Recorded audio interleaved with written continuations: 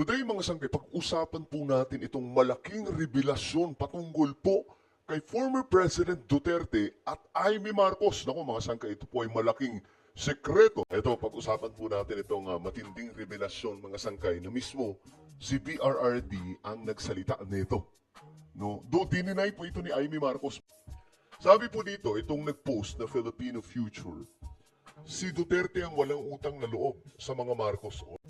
Di ba, pinangangalandakan mga sangkay ng mga DDS, ng mga yellow DDS na ang mga Marcos daw walang utang na loob sa mga Duterte sapagkat sinasabi mga sangkay na ito daw po ang nagpalibing kay Apu Lakay sa libingan ng mga bayani.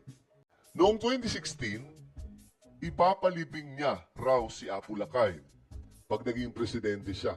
Kapalit yan ng boto ng mga loyalista at mga Ilocano.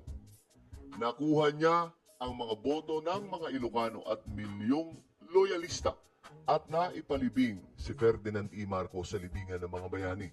Sa desisyon ng Supreme Court, again sa desisyon ng Supreme Court, ang pagpapalibing, para po sa inyong kaalaman, ang pagpapalibing kasi kay Ferdinand E. Marcos, naaayon mga sangkay sa saligang batas natin, okay? At desisyon din po ito ng Supreme Court kasi siya po ay isang sundalo.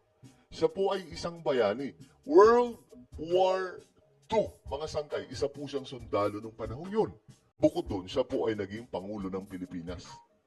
So, yun, ang pangarap ang kahilingan ni Ferdinand E. Marcos, maisama po siya sa kapwa niya mga sundalo na ito pong mga taong nakipaglaban mga sanggay para sa ating kalayaan noong World War II ay karapat-dapat lamang po na mailibing sa libingan ng mga bayani. Alamin po natin kung gaano katotoo ito. May mga nakita po tayong link. Ano pang pinuputak ng butsi ng mga DDS? Gusto nila gawing Diyos-Diyosan ng mga Marcos si Duterte? Napupunasan, aalagaan, susundin sa lahat ng bagay? Tapos na ang termino niya. Tapos na kami sa kanya. Ngayon, ang suporta namin ay kay PBBM. Isa sa ginawa noon ni Amy Marcos, ito ng mga Marcos, alam nyo ba na si Amy Marcos daw, sinabi po yan ni PRRD noon mga sangkay, ang nagpondo sa kanyang pangangampanya noong 2016. Bagamat dininay po yan ni Amy Marcos mga sangkay, pero recorded po yan. Mamaya papanuorin po natin ang video mga sangkay. Pero ito po muna, tingnan po natin yung mga balita tungkol dyan. Ayan po. Duterte admits, ito basahin po natin.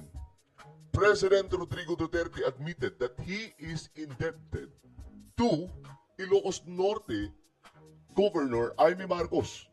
In his first live interview on Philippine television after assuming the presidency, Duterte said that he has debt of gratitude to at least 3 persons, including the Ilocos Norte Governor.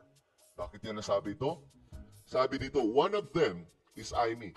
I promised in the debates, I would bury her father in the libingan ng mga bayani. Bakit mga sangkay?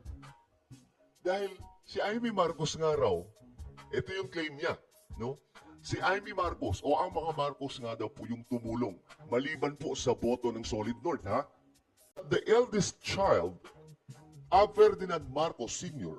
was among the politicians who funded his presidential campaign. Kapalit po ng ano yan?